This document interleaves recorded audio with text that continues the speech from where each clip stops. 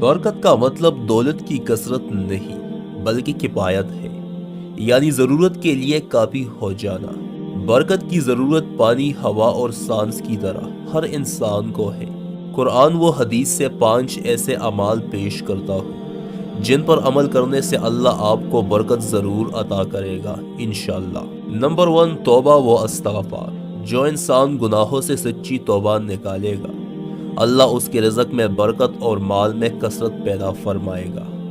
رسول صلی اللہ علیہ وآلہ وسلم نے فرمایا کہ جو شخص بکثرت استغفار کرتا ہے، اللہ تعالیٰ اسے ہر غم سے چھٹکارا اور ہر تنگی سے کشادگی عنایت فرماتا ہے، اور اسے ایسی راہوں سے رزق عطا فرماتا ہے جو اس کے وہم و گمان میں بھی نہیں ہوتا۔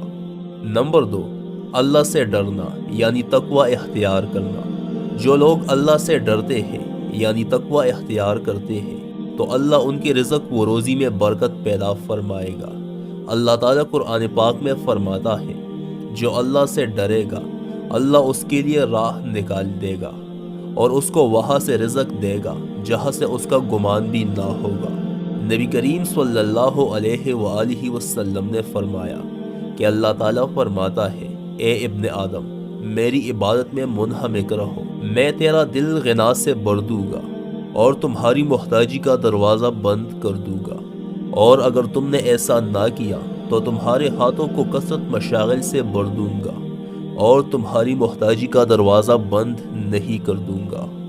نمبر 3، رشتہ داروں کے ساتھ حسن سلوک۔ رشتہ داروں کے ساتھ حسن سلوک سے مراد کہ اپنی بس کے مطابق ان کے ساتھ خیر خواہی اور بلائی کا معاملہ کیا جائے۔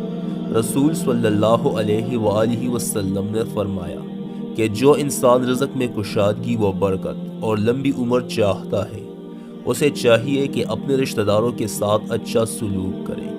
نمبر 4، اللہ پر بھروسہ۔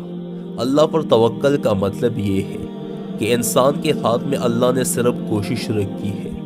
انسان صرف کوشش کر سکتا ہے، لیکن یہ یقین رکھنا کہ رزق دینا اللہ کا کام ہے، وہی اللہ اس کے لیے وسیلے پیدا فرمائے گا جو اپنے بندے سے 70 ماؤں سے زیادہ پیار کرتا ہے۔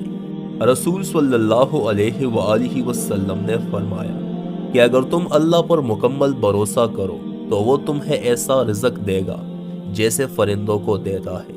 وہ صبح کے وقت خالی پیٹ نکلتے ہیں اور شام کے وقت پیٹ بھر کر آتے ہیں۔ اسی طرح اگر انسان کا مکمل بھروسہ اللہ کی ذات پر ہو تو اللہ اس کے لیے ایسی آسانی پیدا فرمائے گا کہ وہ حیران ہو جائے گا۔ نمبر 5، اللہ کے راستے میں خرچ کرنا۔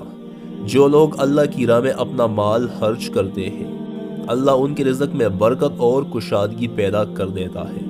اللہ تعالیٰ فرماتا ہے، جو کچھ تم خرچ کرو گے اس کا اجر اس کی پیچھے آئے گا اور اللہ بہترین رازق ہے۔